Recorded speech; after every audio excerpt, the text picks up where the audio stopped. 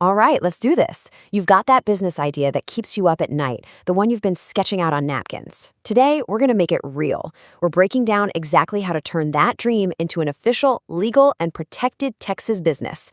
Let's dive in. You think it's some impossible dream? Well, let me tell you about Susie Vatiz. She's the founder of Poo-Pourri, and she built a global empire right here in Texas, all starting from a single idea. The point is, every huge success story starts right where you are now, at the very beginning of the journey we're about to map out. And that's what this is all about, the roadmap. These aren't just suggestions. They are the first, most crucial steps that take something from an idea in your head to a legit enterprise in the eyes of the law. We're going to break down the whole process right now. This video contains affiliate links. Before we dive into the exact step-by-step strategy to launch your company in the Lone Star State, let's talk about the foundation. You absolutely cannot build a profitable, protected business in Texas without a properly structured business entity. Most people try to launch as a sole proprietor, or they cut corners on their Secretary of State filings, and that's exactly why they leave their personal assets, savings, and property completely exposed to lawsuits and debt. Your business needs to be a legitimate, separate legal entity. That's where Busy comes in. Busy is the absolute best service out there, handling your entire Texas LLC formation for just $0 plus state fees.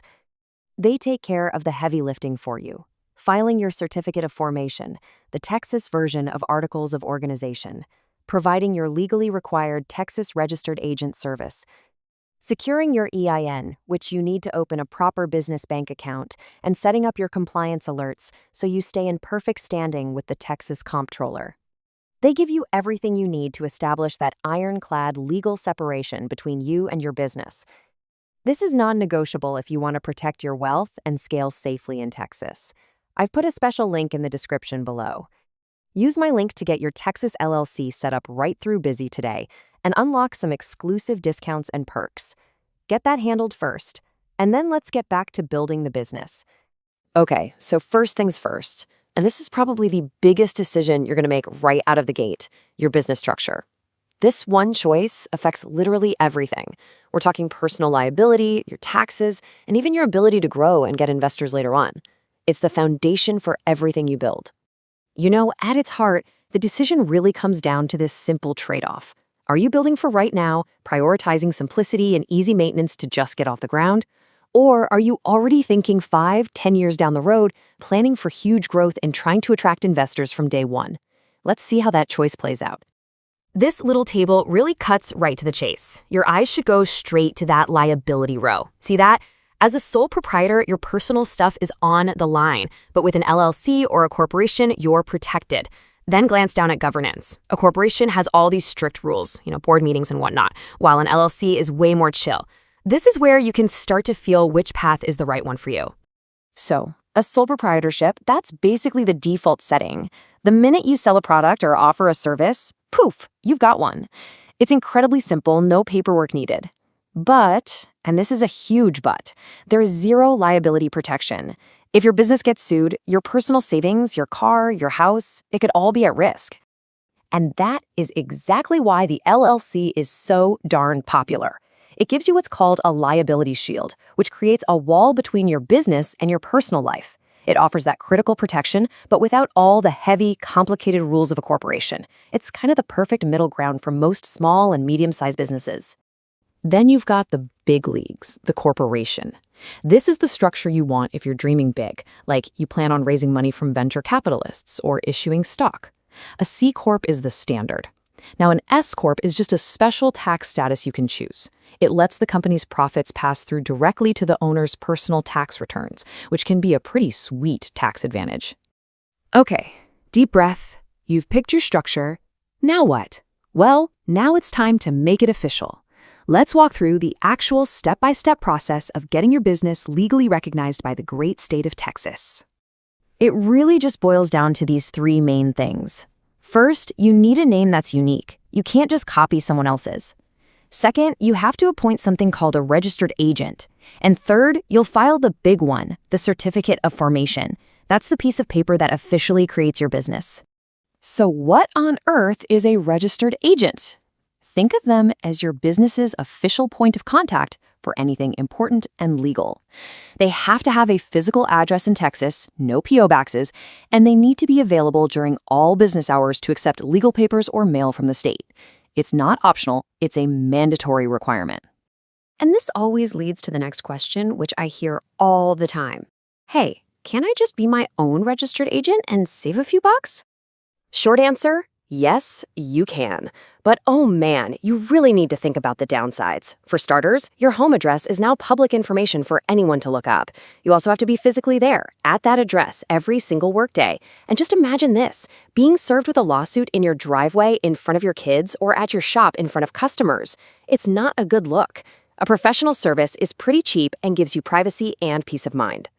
So, once you've got your name picked out and your registered agent sorted, you're ready to file. And in Texas, here's the magic number, $300. That's the state filing fee for the certificate of formation, and it's the same for an LLC or for-profit corporation. It's a one-time fee that officially brings your business to life. And congratulations, your filing is approved. You are officially a Texas business. But hold on, don't pop the champagne just yet. You're not quite ready to open for business. There are a few more critical steps to get you fully operational. First thing you got to do is get an employer identification number, or EIN, from the IRS. It's super simple. Think of it like a social security number, but for your business. You absolutely have to have one if you're going to hire people, and it's also what you'll need to file federal taxes and, most importantly, open that business bank account. Now, that $300 filing fee, that's just the price of admission. This chart right here tells the real story. Sure, the state filing is $300, but if you want to open a brewery in Texas, that license could cost you $3,000.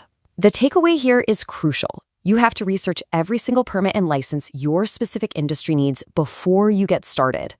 Okay, this next step is absolutely 100% non-negotiable before you make a single sale. You have to open a business bank account.